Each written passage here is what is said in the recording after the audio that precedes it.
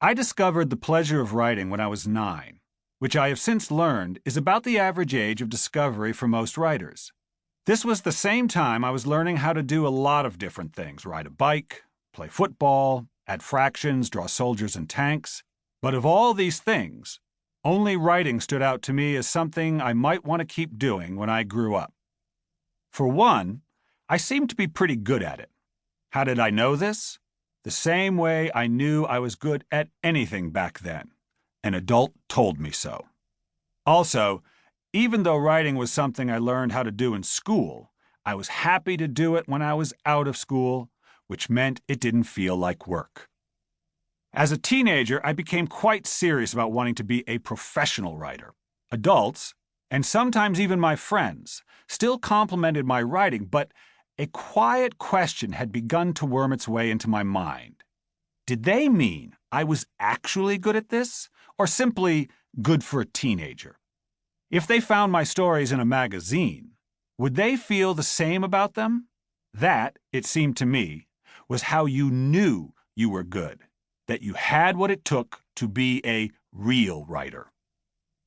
By the time I was 20, a college composition professor had told me he looked forward to reading the reviews of my work in the New York Times.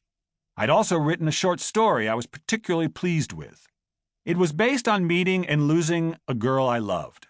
It was the first time I'd written about something from my own life. Also, the ending surprised me. It was like the story had shown me why I was writing it. That was the first time that had ever happened.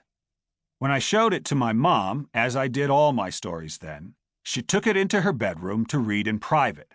When she finished, she chirped, "Oh, that's good." And when my friend Gorham read it, he said, "That's like a story I'd read in a magazine." A writing teacher applauded when I finished reading it in class. And so, did I know then I was good enough? That I had what it took?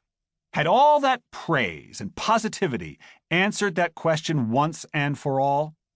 Not quite. I couldn't sell the story or the next one I wrote. I eventually published some poems, but just 3. When I wrote and performed a play and it got laughs and applause, it was still only in little dusty theaters in Providence. And when I was a quarter-finalist for the Nickel Fellowships in Screenwriting, I didn't actually win.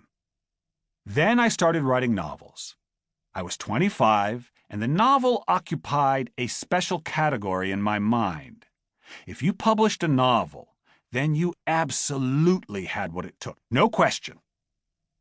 Unfortunately, my first novel didn't sell, and my second novel didn't sell. And then my third novel did sell, but only to a tiny, barely existent publisher. And then my fourth novel didn't sell either.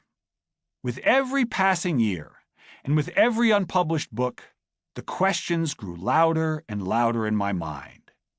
What if I don't have what it takes? What if all this failure and disappointment is the consequence of some inherent deficiency in me? What if I am like a fish trying to climb a tree? No matter how much I wanted to reach the top, I was bound to earth by my nature. In the middle of all this, my youngest son, Jack, was diagnosed on the autism spectrum. Like most kids on the spectrum, he would retreat into an inner world where he was difficult to reach. I soon learned that the only way I could parent him was if I didn't see him as broken and try to fix him. I couldn't become transfixed by his odd behavior.